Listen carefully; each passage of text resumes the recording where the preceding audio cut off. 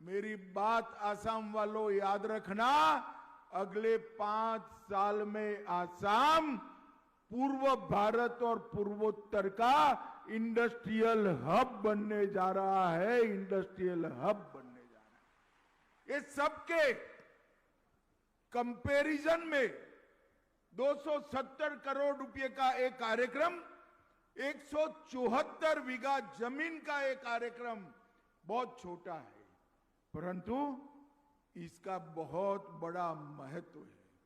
जैसे हेमंत जी ने बताया, 174 बीघा जमीन कांग्रेस के समय में घुसे हुए घुसपैठियों ने कब्जाई हुई थी।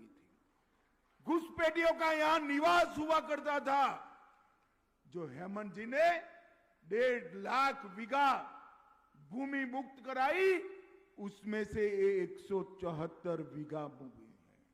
और यहां से घुसपैठियों के निवास के कारण गुवाहाटी, आसाम और पूरे देश का सुरक्षा का बहुत बड़ा खतरा था, क्योंकि यही रोड पर से राष्ट्रीय राजमार्ग एक्सप्रेस वे जाने वाला है।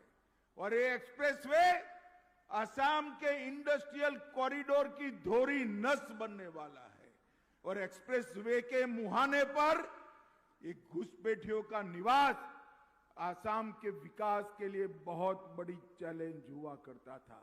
और आज मुझे बहुत आनंद है कि जहां से सुरक्षा का चैलेंज हो रहा था, वही जगह पर सुरक्षा को चैलेंज को समाप्त करने वाली आसाम की 10वीं बटालियन का स्थापना हो रहा है। जिस भूमि पर से हमारी सुरक्षा चिंताएं पैदा करती थी, वही भूमि पर से असम की सुरक्षा की चिंता दूर करने वाली 10वीं बटालियन बसेगी।